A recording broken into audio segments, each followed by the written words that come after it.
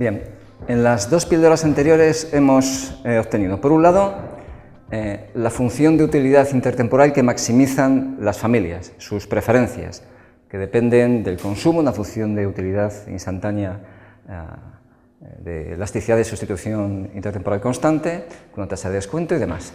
Y hemos obtenido también lo que es la restricción presupuestaria intertemporal a la que se enfrentan. Ahora, ¿qué es lo que hacen las familias en cada instante del tiempo?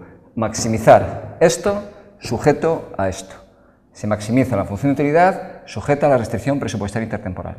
Y esto, en estos términos de optimización dinámica, con tiempo continuo, se plantea a través del hamiltoniano. El hamiltoniano, que es equivalente al lagrangiano, pero esto en término continuo, el hamiltoniano se construye de la siguiente forma. Fijaos, hay una serie de pasos sencillos a hacer. Para construir el hamiltoniano, para este problema y para cualquier otro, primero, se coge el integrando de la función de utilidad. Se coge el integrando, lo que está dentro de la integral.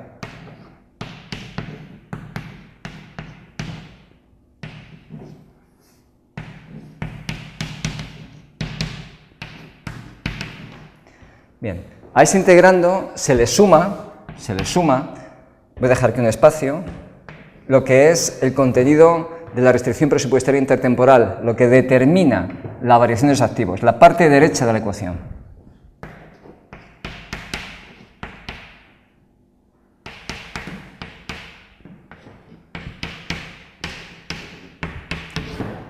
Y el mecanismo de enlace, el parámetro de enlace, es el multiplicador dinámico de Lagrange, lambda, que tiene un montón de importancia, tiene un contenido económico importante, pero quiero que lo identifiquéis como el precio implícito de los activos. Es el precio en sombra, de los activos que poseen las familias, ¿de acuerdo?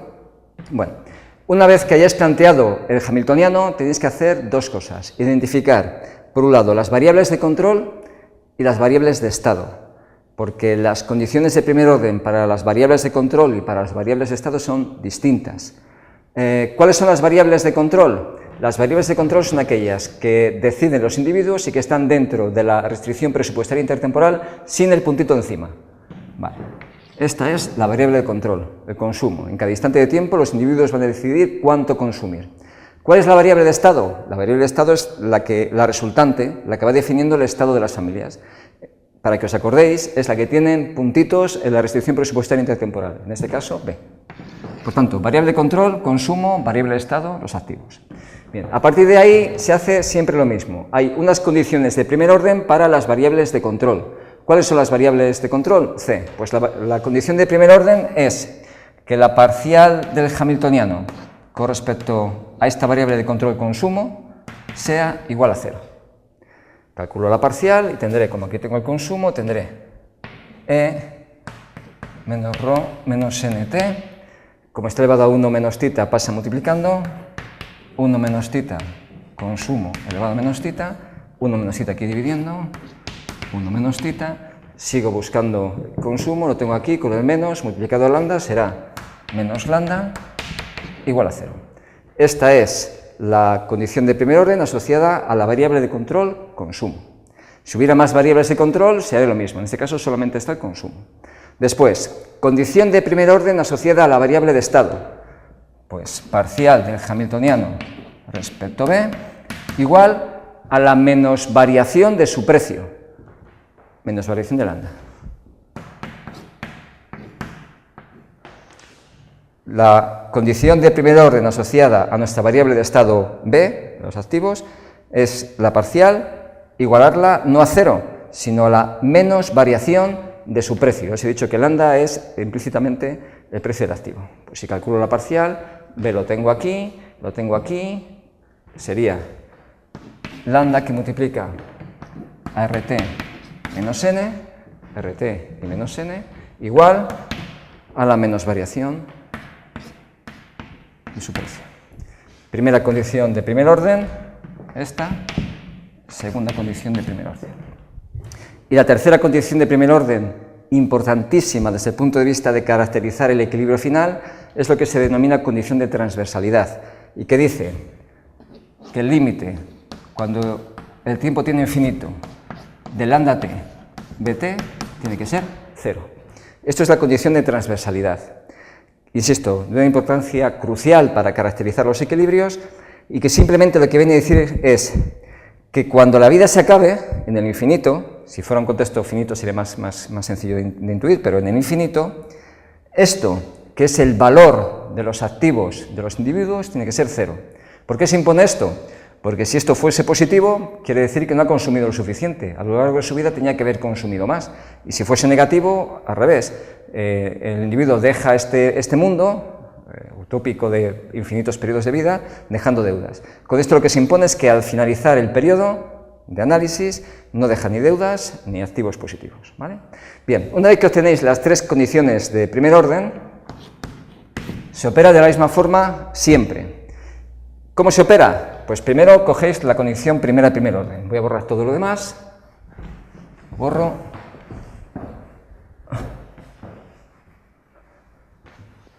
Cogéis esta condición de primer orden. Fijaos, este 1 menos θ y este 1 menos θ se nos van.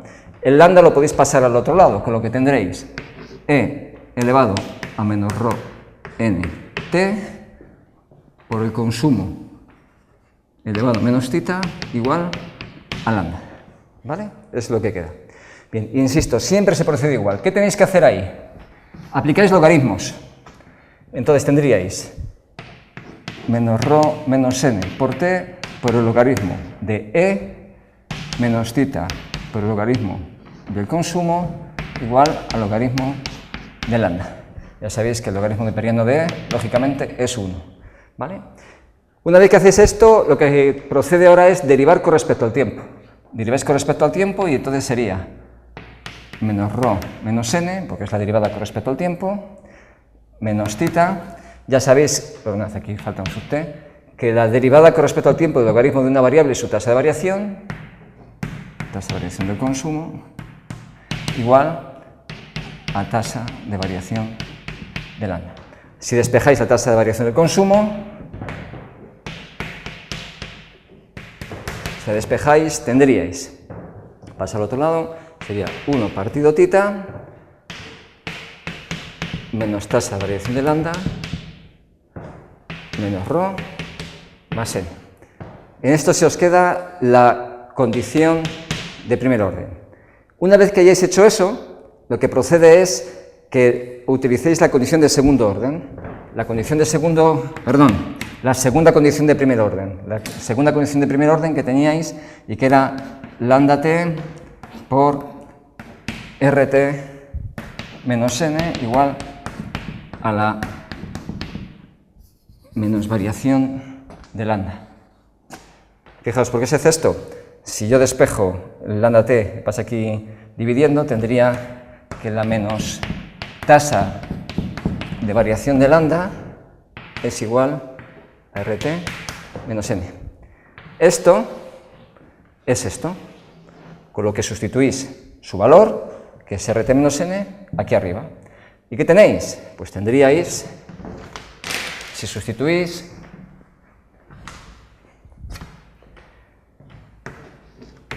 que la tasa de crecimiento del consumo es 1 partido θ por rt menos n menos ρ más n. Este n y este n se nos va, con lo que ahora sí nos queda que la tasa de crecimiento del consumo, como consecuencia del comportamiento optimizador de las familias, adopta esta expresión, la cual es muy interesante. ¿Qué es lo que nos dice esta expresión? Bueno, lo primero que nos dice es que el consumo crecerá o no en función de este diferencial. Es decir, que el crecimiento del consumo será positivo si el tipo de interés es mayor que ρ. Será cero, es decir, el consumo será constante si el tipo de interés coincide con ρ, y será menor que cero si el tipo de interés es menor que ρ. ¿Por qué digo que es interesante? Por lo siguiente. ¿Qué es el tipo de interés? El tipo de interés no es otra cosa que el premio por no consumir. Cuando alguien no consume y ahorra es porque le paga un interés. Por tanto, si no consumes, tu premio es el tipo de interés que recibes.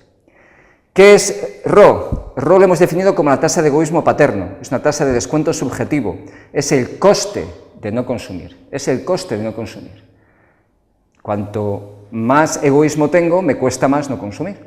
Por tanto, si el premio de no consumir es mayor que el coste, eso quiere decir que hoy consumiré menos que mañana, es decir, habrá un crecimiento del consumo. Si el coste es igual al premio, me es indiferente, y por tanto consumiré lo mismo hoy y mañana. Y al revés, si el premio por no consumir es menor que su coste, lógicamente voy a consumir más hoy y menos mañana, con lo que habrá un crecimiento descendente, un consumo descendente. Por tanto, el signo depende de este diferencial, que es importantísimo, y la cuantía depende del diferencial y de θ. Cuanto más pequeño es θ, cuanto más bajo es θ, más lineal es la función de consumo, más me da igual consumir mucho o poco. Cuanto más alto es θ, más valoro consumir lo mismo todos los días, y eso hace que el crecimiento de consumo sea menor. Por tanto, este es el resultado del comportamiento óptimo de las familias, donde, insisto, lo más importante es que, a diferencia del modelo de Solow, donde el consumo y el ahorro era constante en función de la renta de los individuos, aquí es el resultado de un proceso de optimización, y al final su pauta de consumo depende del diferencial del tipo de interés menos RO. Ahora, la clave está, ¿qué es lo que determina el tipo de interés? Y para eso vamos a estudiar en la siguiente píldora el comportamiento de las empresas.